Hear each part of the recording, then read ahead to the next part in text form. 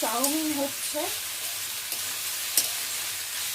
বাচ্চারা খাবে বলেছে বলে ওই জন্য একটু চাউমিন করছি। তার সাথে বড়রাও সেদিন বলেছে যে আমরাও একটু চাউমিন খেয়ে নেবো, তুই কর। তো বাচ্চারা খাবে বলে না, আমি ওর মধ্যে একটু কালারিং চাউমিন করার জন্য গাজর, বিনস, আলু, পেঁয়াজ সব রকম মিশিয়ে দিয়েছি। তো এতে একটু নুন দিয়ে দিই, একটুখানি হোক, তারপর দেখছি।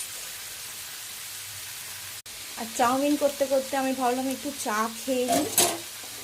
এই যে রচা, আমি একটু রচা নিয়েছি, আর এই হচ্ছে টোস্ট। এটা দিয়ে এখন চাটা খাবো। ডিম দিয়ে ভাজাটা আমার কমপ্লিট। এবার আসবো চাউমিনে। চাউমিনটা দেব, চাউমিনটা দিয়ে নাড়বো। মোটামুটি সবই হয়ে গেছে,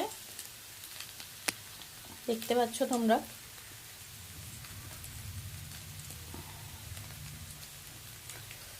দেখো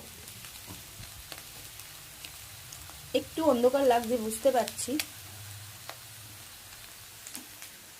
আমার চাউমিন কমপ্লিট। একদম হালকা পাতলা করেছি চাউমিনটা। পাতলা বলতে একদম মানে সবজি ফবজি সবই দিয়েছি, কিন্তু তেল মশলার ব্যাপারটা একদম কম, যেহেতু কাল রাত্রিরে চিলি চিকেন খেয়েছিল। তা দেখো আমার রেডি হয়ে গেছে, আর আমি এই যে দিতে যাচ্ছি। চাউমিন আমার রেডি, ছেলের জন্য তুলেছি, এবার দেবো ওকে। বাচ্চাগুলোর জন্য পার্সেল চলে এসছে চাউমিনের, দেখি কি করে। চলো। সবাই খাওয়া দাওয়া মেটার পর অবশেষে আমার কপালেও খাবারটা জুটেছে।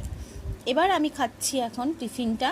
আর এখন কটা বাজে জানো? সবাইয়ের খাবার সব কিছু করে দিয়ে, সমস্ত কিছু হাতের কাজ করে দিয়ে তারপর আমি টিফিন খেতে বসেছি। এখন বাজে ওই 1টা বাজতে 6 মিনিট বাকি। এখন আমার টিফিন টাইম।